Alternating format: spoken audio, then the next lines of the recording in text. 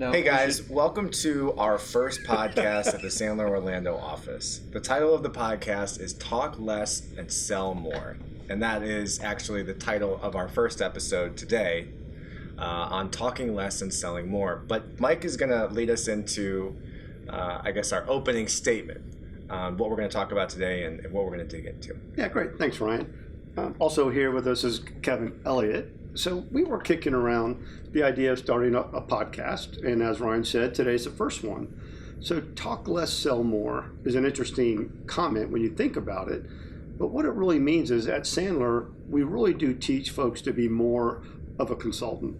If we were to go into a room with 100 salespeople and say, how many of you in here consider yourself a consultative salesperson, 100 people are going to raise their hands. If we take that to the next level and say, well, how do you do that differently, since there's 100 of us in here, the room's going to be fairly quiet. So the way my old boss, Wayne McGowan, used to describe a consultant was they come in, they're going to take your watch and tell you what time it is. That's basically making sure that their needs are met, not our needs. Mm-hmm. We're flipping the game on that. And at Sandler, we teach you literally to talk less and understand what the client's needs are, because we're not there to get our needs met. We're there to understand what your client's needs are and if you have a solution. That's so important, that part you just said there, that we're not there to get our needs met, we're there to get Absolutely. Their needs met. And we do that by talking less and having the client share more. Kevin? Yeah, so I was listening to a podcast this week. Actually, one of our students here recommended it to me, and it was on active communication. Which is a key part of what we teach here, active communication as opposed to passive communication. Passive communication when you're just sitting there poker-faced and no one can tell if you're really engaged or not. Also as opposed to competitive communication where you're disputing everything they say, where you're trying to one-up them, but really active communication or active listening. But here was the quote. It was from Patty Chayefsky, the top Oscar-winning screenwriter of all time. And when he wrote his plays and his novels, this was his guiding principle, was this. You have to make people care before you bother them with the facts. And when we're talking about features and benefits, when we're spending time where we're doing most of the talking instead of them, we're bothering them with the facts. But we have to make them care. And one of the main ways to make them care is actually to listen to what they have to say. You know, Kevin, it's interesting. HubSpot recently did a survey, and basically, to further your point, 80% of the sales process is done by the consumer before they contact a salesperson. Right. They already know what the product is. They've researched it online. They've read reviews of your companies, your online reputation.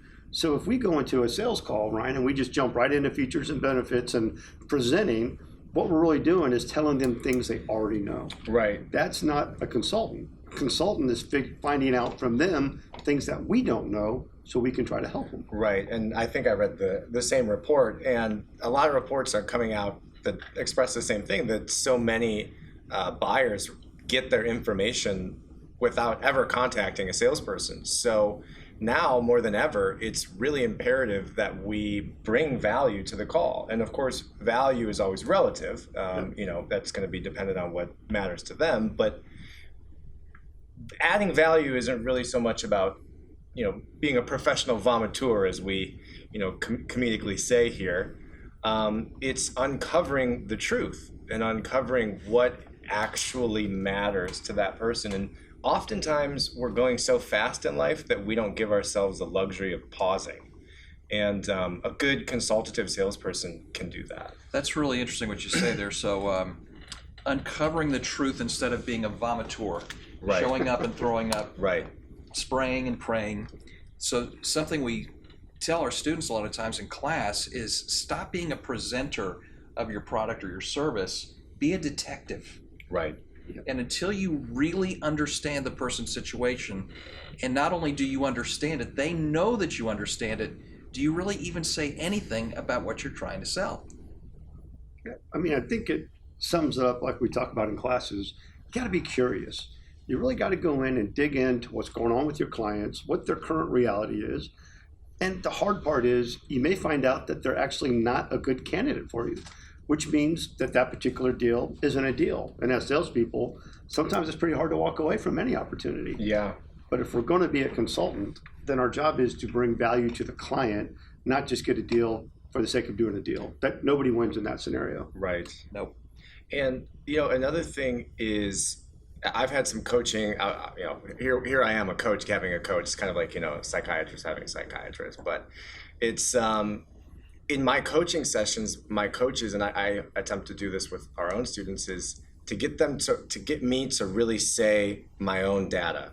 And I kind of sounded hackneyed, but we don't argue with our own data. And a good consultant gets you to self-discover, is what I'm trying to say here. Because when you realize that you're bleeding money, or when you realize that you're missing out on your child's games, or you're missing out on something, and you weren't told righteously that you should go do that, you discovered it yourself, there's a whole nother level of power behind that insight. So I want to ask you guys a question. So we've all been with Sandler for a couple of years now. This is how we sell. It's really an investigative process. They're not sales calls, they're sales interviews. We're constantly checking to make sure we're doing at most 30% of the talking. Do you ever find yourself now where someone's trying to sell you something and you see them blatantly way over the 70% and you just start to cringe? Yeah. And you find yourself wanting to correct them? Yes. Absolutely. Do you ever actually correct them? No. Not often. I did. I actually did recently. Can I tell you guys about it? Okay. So a friend invited me. It was on a Sunday afternoon. They invited me to one of these godforsaken multi-level marketing meetings. Oh, you got sucked into that? Well, I knew what I was going in for, Okay. and they were nice people, and they didn't live more than 2 miles away. So Okay. I figured It why was a not. courtesy call. So I did, and I was walking around and really just observing, people watching. Didn't have any intention of buying it, but I was open to the possibility. So I wasn't completely closed off. But this guy comes up to me. We'll just say his name is Dan. And I knew his name. Here's the funny thing. I knew his name. He didn't know mine, Okay. but we'll get back to that. He walks up to me and he says, "Hey, my name's Dan." I said, "Hey, nice to meet you, Dan." He goes, "You are so lucky you came here today." Oh, boy. And then he proceeded. Now I know it. Now it's bad. Yeah, Now I know exactly. it's bad.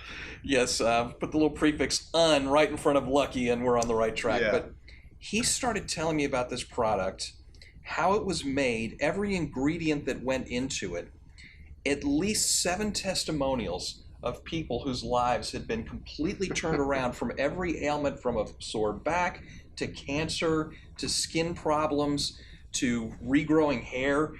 I thought, maybe does this make you taller? The second coming of Christ or something is going to happen. I don't know. So he just went on and on and on, and I just sat there and just looked at him. I didn't take my eyes off him. I just literally stared at him like this. He did not get the Good message. passive listening. And I did start doing a little passive listening because I was getting irritated. But he was oblivious to it. He was not paying any attention to me, or not only to anything I was saying or might want to say, but he was oblivious to my body language. And so I'm just thinking, I can't believe this. And then I started having an internal dialogue. Okay, do I tell this guy what he's doing? And then about the 4th or 5th testimony, I was like, yeah, I'm telling this guy what he's doing. So now I'm waiting to talk at this point. So he gets done. I said, "Dan, that is quite a lot. I can tell you're very excited about this product." And he goes, "Oh, yeah, and I know why." I said, "Can I ask you a question?" And he said, "Sure." And I think he was going to ask me, like, how do I order? Yeah, right. How do I buy? But here's my question. I said, "Dan, what's my name?" "Crickets and Tumbleweeds." Wow. And Very not okay in that moment. and I was okay with the pregnant, awkward pause. And I said, "Dan, you don't know my name, do you?" And he said, "No, I don't." And I said, "Why do you think that is?" You were in a good mood. Yeah, because you didn't wear your name tag. And and I said, "I'll tell you in a little bit. Let me ask you this. Who invited me here today, Dan?" Crickets. Crickets. I said, Dan, I'm going to ask you one last question. Would you like to sell more of this when you go to these meetings in the future? And he said, yes. I said, so if I could tell you something that would help you do that, you mean you'd actually consider it? And he said, yeah. I said, okay. Next time you meet someone here, ask them this question. By the way, my name is Kevin. First, ask their name. I said, you would have known my name was Kevin, and here's what you should have asked me. Kevin, who invited you here today? You would have found out it was a guy named Mike. And here would be the next question. Kevin, tell me, what did Mike tell you to get you to come here on a Sunday afternoon when you could have been watching TV, watching the game, or spending it with your family? And guess what? You would have found out my reasons for going instead of you guessing your reasons. Right. Did he hit you up with those questions after you told him? Oh, no. He was, as soon as he saw a squirrel in the distance, he darted off. But I hope, hopefully he listened to me, because the truth is that product probably has helped a lot of people. But if he's talking to anyone like me, he's eliminating the possibility of their finding out. Now, we don't know how you were in that moment to moment, exactly how that went, but I feel like you accomplished so much in those 3 questions than being a self-righteous in you-know-what, telling him how he should have done things. It goes to the core of being a consultant, asking the right thought-leading questions to have your client share with you their reasons, their wants, their needs. Not that you're self-righteous, but... No, I can't. Just ask my wife. I can be. I'm As opposed pretty good at to it sometimes. What he did was told you his needs, his ideas, and his thoughts. And he probably considers himself a consultative salesperson if we would have asked him that beforehand. But what you were trying to show him is the thought-leading questions would have you open up, and you might have actually sold yourself in that whole environment. I mean, something got you to walk, to the house and through the door. So who knows? And what you shared also made, we could unpack so many things, but what you also made me think about was something that you told me a while ago, which is a lot of traditional sales is a transfer of energy. It's like get them high on the possibility of change or on, money or weight loss or whatever. But then obviously the high goes away when you go away. Exactly. And, I think on top of that, also, we all have this inner resistance to people just spewing things to us. So we don't even listen to some of the good things that they might actually have. Yeah. Happens all the time. Right? Something we should research for our next podcast is how many commercial messages people get a day. Oh my gosh. We've thrown that around. Yeah, including billboards, bumper stickers, and I'd have to say it's over 1,000. easily. Yeah, absolutely. So that's why it's so easy to get the condition we call MIGO. My eyes are glazing over. Right. Because you're the 1,000th person who's hit me up today. Right. And that's why, again, going back to the importance of talking less and selling more is everyone is getting hit with message. It's just a noisy world. I think there's even a book called, Noisy World. If not, it's coming out soon, right? So, when we're able to cut through the noise with some questions, I think there's another beneficial effect that we have, which is now we're different, but we're respectfully different. There's a certain spine to this consultant who's actually a consultant and not just spewing, features and benefits. Kevin, you said something that I thought was, really smart the other day, and doesn't happen often, so it stuck with me. But you asked the crowd, who here has talked yourself out of a deal? And that crowd all raised their hands, because we all have. But then the follow-up question was, how many people have listened yourself out of a deal? We've got a lot of Scooby-Doo looks. Right. But if you're not talking yourself, out of a deal, then clearly you're listening and learning yourself into an opportunity. And I just thought that was really good. So I know we talk about the ABCs of closing. So Ryan, the ABCs of selling. Everybody says it's always be closing, but in reality, it's always be curious. So why are we so reluctant to listen, even though when we listen, people will listen more to us? It's a good question. If you want the textbook answer, according to Sandler, I would say because most people live in their child state. If they're not in their child state, then they're might be in their critical parent state. And in both cases, those states want to tell you what they know to protect themselves. Well, it goes deeper into that whole thought process. Is one of the questions I like to ask is, who took the course in school that taught you how to ask questions? That course doesn't exist. We're taught to answer questions from elementary school to high school into your professional career in college. You're the one when the teacher asks or your boss asks, you want to share what you know because we're rewarded for it. As a matter of fact, when we're kids, how many of your grandparents or parents or siblings said, stop asking so many questions, it's too much? Oh, all the Like time. literally in fourth grade, I had my fourth grade teacher give me a jar of marbles and said, when you're out of marbles, you don't get to ask any more questions for the day. Well, and True story. So it's your teacher's fault. That's what the problem is. We're not taught to ask questions. We're taught to give our information. So we have to rewire the brain in order to truly be a consultant. Have to rewire the brain. But back to what it was, because when we were little kids, we all loved asking questions. It's a big, interesting world out there, and people are the most interesting things in the world. We want to know, but I think we're afraid of looking rude, of looking nosy. So my wife and I, we lived in Memphis, Tennessee for years and years, right in the middle of the Bible Belt, and you were taught not to be nosy. Sure. And what killed the cat? Curiosity killed the cat. Right. So we have all these unproductive messages floating around in our brain that when it comes to the point where we might ask a question, it's like our mom, pops up, her spirit pops up right on our shoulder and says, now don't be nosy. Sometimes it feels that way. Yeah. Yep.